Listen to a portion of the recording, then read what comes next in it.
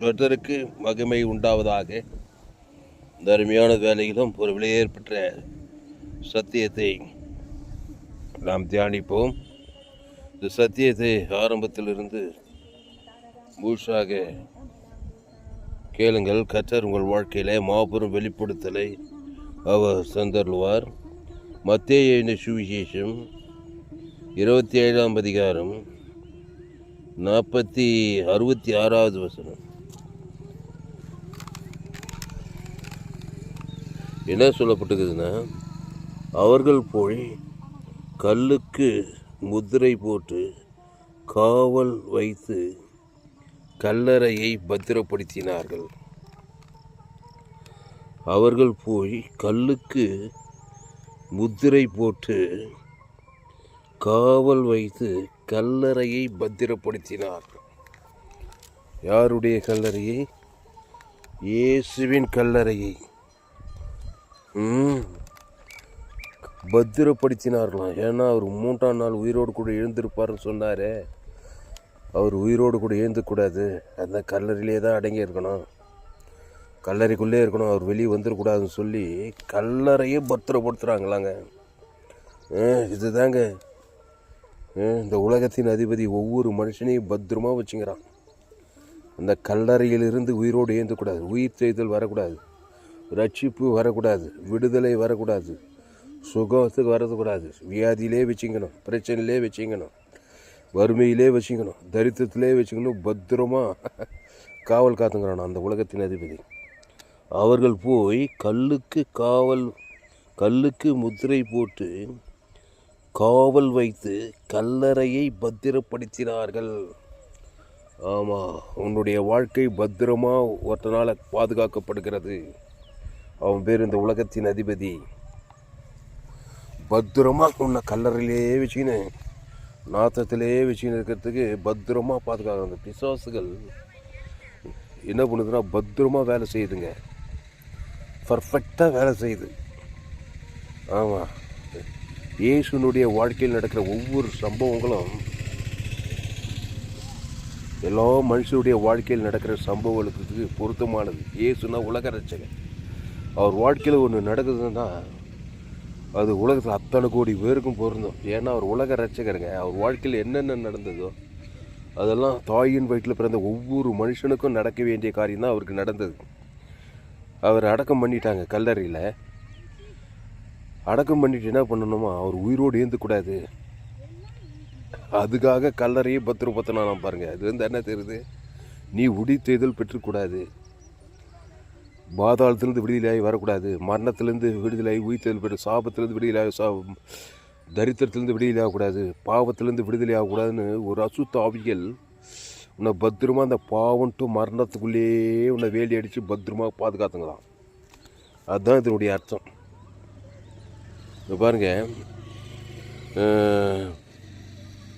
ஆண்டவனே அந்த எத்தன் உயிரோடு இருக்கும்போது 3 நாளைக்கு பின் எழுந்திருப்பேன் என்று சொன்னது எங்களுக்கு ஞாபகம் இருக்கிறது.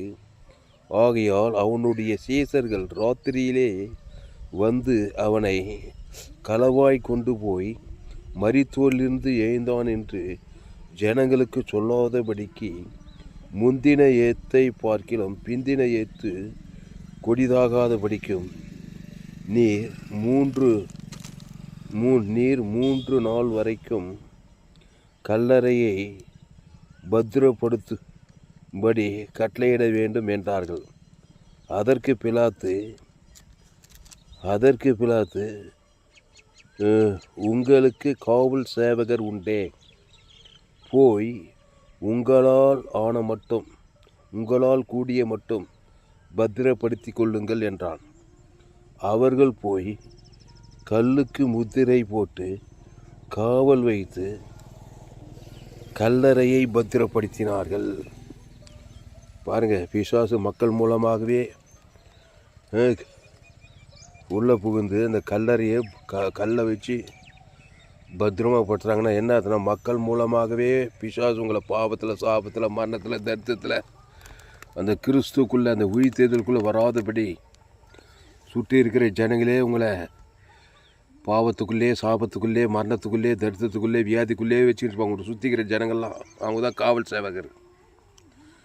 அவங்க உங்களை உயிர் தேர்தல் வல்லமை பெற்றுக்கொள்ளாதபடி, உயிர் தேர்தலுக்குள்ளே உங்களை நடத்தாதபடி, பாவுண்டு மனத்தில் விடையிலாகி தேவி நீதிட்டு உயிர் தேர்தலுக்குள்ளே வராதபடி உன்னை சுற்றி இருக்கிற மக்களை கொண்டே இந்த பிசாசானவன் உங்களை பத்திரமாக பாவுண்டு மரணம் என்கிற எல்லைக்குள்ளே வச்சுட்டுவான். மாம்ச சிந்தியிலே மாம்ச சிந்தியிலே வச்சுட்ருப்பான் பாருங்கள். அதுக்கு உங்களை சுற்றிக்கிற ஆளுங்க என்ன பண்ணுவாங்க? உன்னை மாம்சத்தில் கோபப்பற்றின்னு, எரிச்சல் பற்றிட்டு, சுயநீதி அநீதி காட்டிக்கின்னு, கசப்பு, பகை, வைராகியம், கோபம், சண்டை இப்படியே வச்சுக்கிட்டு உன்னை அந்த கல்லறையிலே சாப குழிகளே, பாப குழி, மரண குழி, பாதாள குழி, கடன் தொல்லை, சாபம், வியாதி, வறுமை, தரித்திரத்துக்குள்ளேயே உன்னை சுற்றிக்கிற ஜனங்கள் தான் காவல் சேவருங்க. உன்னை கலர் தோட்டத்துக்குள்ளேயே வச்சுக்கிட்டு இருப்பாங்க, ஆதாமுக்குள்ளே வச்சுக்கிட்டு இருப்பாங்க. அப்புறம் என்னாச்சு பாருங்க, ஓய்வு நாள் முடிந்து 28ஆம் அதிகாரம். ஓய்வு நாள் முடிந்து வாரத்தின் முதல் நாள் விடிந்து வருகையில் மகதலேனா மரியாளும் மற்ற மரியாளும் கல்லறையை பார்க்க வந்தார்கள். அப்போது பூமி மிகவும் அதிரும்படி கர்த்தருடைய தூதன் வானத்திலிருந்து இறங்கி வந்து வாசலில் இருந்த கல்லை புரட்டி தள்ளி அதன் மேல் உட்கார்ந்தான்.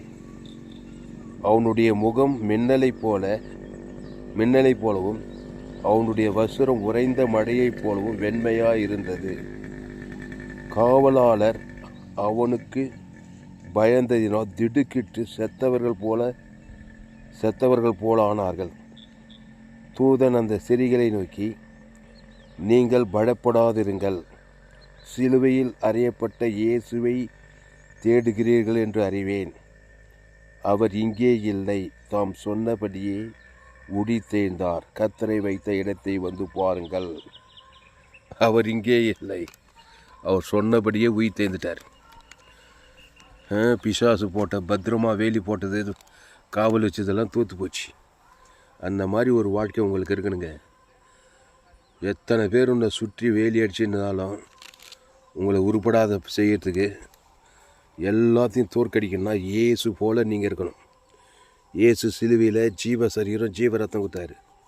பிதாவிய முடிகையில் ஆவி வைப்பித்து ஜீவனை கொடுத்தாரு. ஈட்டியால் குத்துறவங்க ஆதாம்லேருந்து முழு உலகத்தை கொடுத்ததுனால கல்லை போட்டு எவ்வளோதான் பத்திரப்படுத்தினாலும் தேவதூதன் அந்த இடத்துல வந்துட்டான்.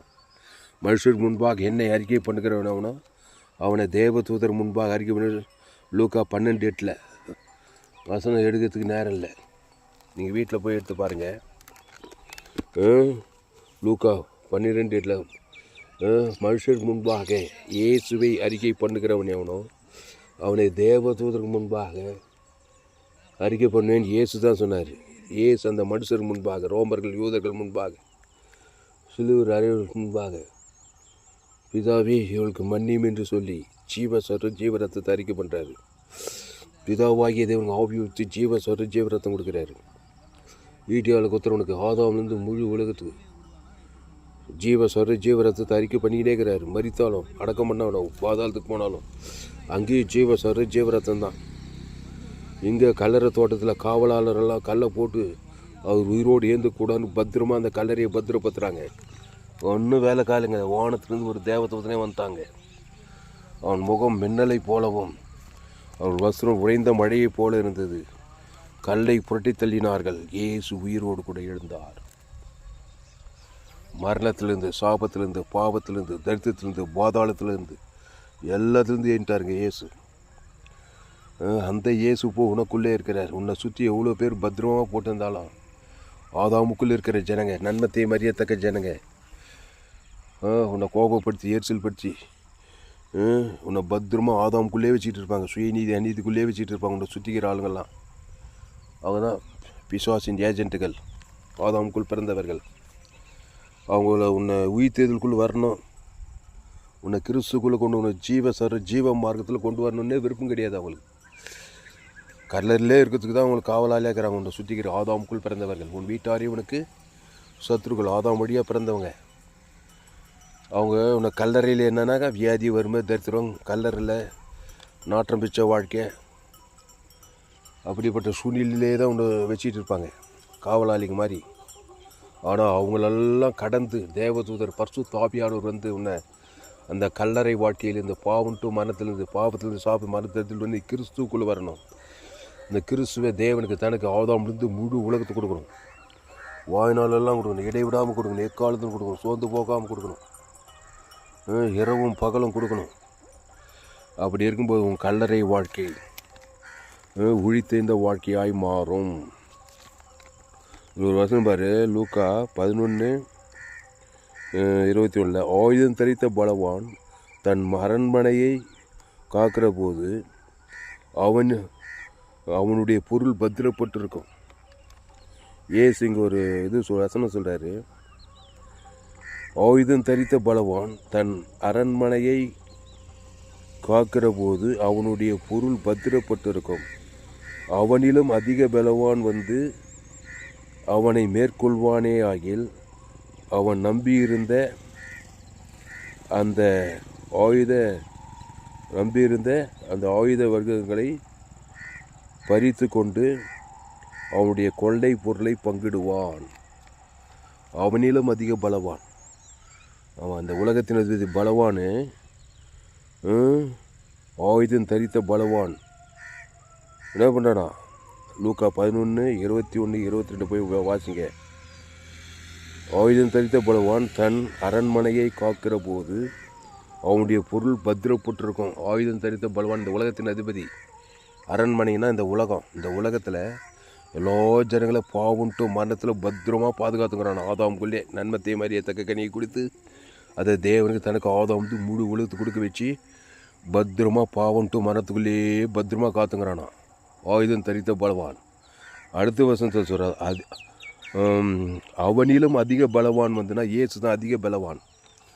இந்த அதிக பலவான் ஆகிய இயேசு வந்து அந்த ஆயுதம் தரித்த அந்த பலவானுடைய அந்த அரண்மனையில் இந்த பாவுன்ட்டு மாதிரி இருளின் ராஜ்யத்திலேருந்து வெளியேறுவதற்கு ஜீவனை கொடுக்குறார். அவன் பேரை சொல்லி இயேசு கிறிஸ்து ஜீவன், பரிபூர்ண ஜீவனை, நல்ல மேய்ப்ப ஜனங்களுக்காக ஜீவ சரீரம் ஜீவ ரத்தத்தையே கொடுக்குறாரு. அவன் பாவத்துக்கான பரிகாரம் பண்ணும்போது அந்த பத்திரமா இந்த பிசாசின் ராஜ்யத்திலேருந்து விடுதலையாகி தேவடைய ராஜ்யத்துக்குள் வந்துடுறான்றார். அதுதான் இயேசு வந்தார், அதிக பலவான்.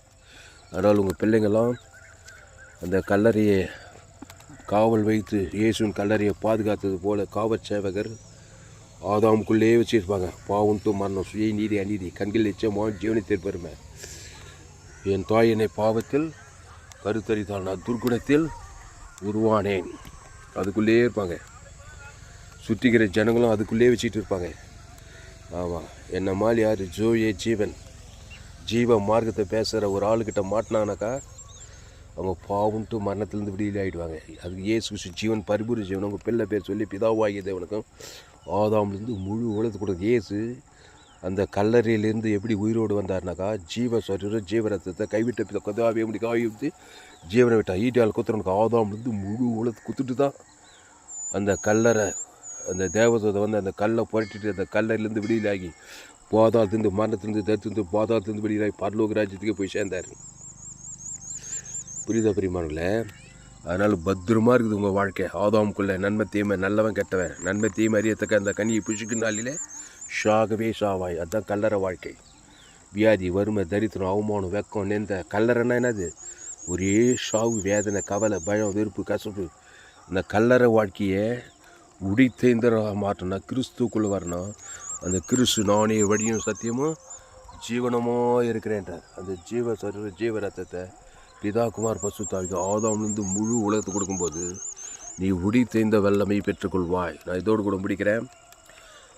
இந்த சேனலை சப்ஸ்கிரைப் பண்ணிக்கொள்ளுங்க. உங்கள் நண்பர்களை பிள்ளைகளுக்கெல்லாம் ஷேர் பண்ணுங்கள். இன்னும் ஏராளமான செய்திகளை கொடுத்துருக்கேன். கடைசி நாள் ஏப்பில் பங்கு பண்ண என்னுடைய எல்லா செய்திகளுக்கு 100க்கு 100 ஜீவ மார்க்கம். நேரம் கடந்து போச்சு. இதோடு கூட முடிக்கிறேன். ஆயுதம் தரித்த பலவான் தன் அரண்மனையை காக்கிற போது அவனுடைய பொருள் பத்திரமாக இருக்கும். அந்த மாதிரி இயேசுவின் கல்லறையை பத்திரமா பாதுகாக்கிறான் நான் பிசாசு. ஆனால் இயேசு எல்லா காவலாளரையும் தேவதூதை வந்து அந்த கல்லை போட்டு மரித்தோர் உயிர்த்தது. அவர் இங்கே இல்லை, அவர் உயிரோடு இருந்தார். அவர் சொன்னபடியே அவர் உயிரோடு இருந்தார். ஆதாமின் பாவத்தை சாபத்தை மரணத்தை தரித்து தேட்டு கல்லறைக்கு போகிறாரு. போகும்போது ஜீவ வார்த்தையை பேசுகிறார். சிலுவையில் எல்லாருடைய பாவத்தை சாபத்தை மரணத்தை இயேசு ஜீவ வார்த்தை ஜீவ ரத்தம் சென்றார். கைவிட்ட பிதா மேலே காட்டுக்கு ஆதாம் முழு உலகத்துக்கு இயேசு கிறிஸ்து ஜீவன் பரிபூர்ண பிதாவை ஆவியூற்றி ஜீவன்ற வார்த்தைகள் ஜீவ சர ஜீவரத்தை ஈட்டால் குத்துறோம். ஆதாம் முழு உலகத்துக்கு அந்த தேவி நீதிட்டு உயிர்த்தல் குத்ததுமே அத்தனை காவலாளிகளும் தோற்று போயிட்டாங்க. எல்லாம் செத்தவனை போல வேந்தாங்க. தேவதூதர் கல்லை பட்டுட்டு பசுத்தாவியை இங்கே தேவதூதர்கள்லாம் வந்து இடம் பண்ணாங்க. விடுதலாக்கி பரிசுத்தாவிய சாவுக்கு உயிர்த்தல் வந்து பிசாசின் தலையை நெசி வானத்தில் சகலதிகள் பரலோகத்தை கொள்ளை கொண்டார். இந்த சுவிசேஷத்தை இந்த ஜோயே ஜீவனை உலகமெல்லாம் போய் பிரசங்கம் பண்ணுன்னு சொல்லி அதான் நம்முடைய செய்தி. ஜோயே ஜீவன் வேதாகம சத்தியம். ஃபேஸ்புக்கில் போங்க, துளசிராம் தாமஸ்ன்னு சர்ச் பண்ணுங்கள். யூடியூப்பில் போங்க, ஏஎல்சி வெள்ளூர்னு சர்ச் பண்ணுங்கள். இன்னொரு சேனல் FGC வெள்ளூர்னு ஒரு இந்த சேனல்லாம் சப்ஸ்கிரைப் பண்ணிக்கொள்ளுங்கள். கடைசி நாள் லேபில் பங்கு பண்ண என்னுடைய எல்லா செய்திகளையும் கேளுங்க. ஜெபம் பசு பிதாவே இந்த அறிவான நாளிலே எங்களோடு கூட பேச ஒவ்வொரு வார்த்தைக்கு நன்றி செலுத்துகிறோம். பயப்படாதீங்க, கலங்காதீங்க, திகையாதீங்க.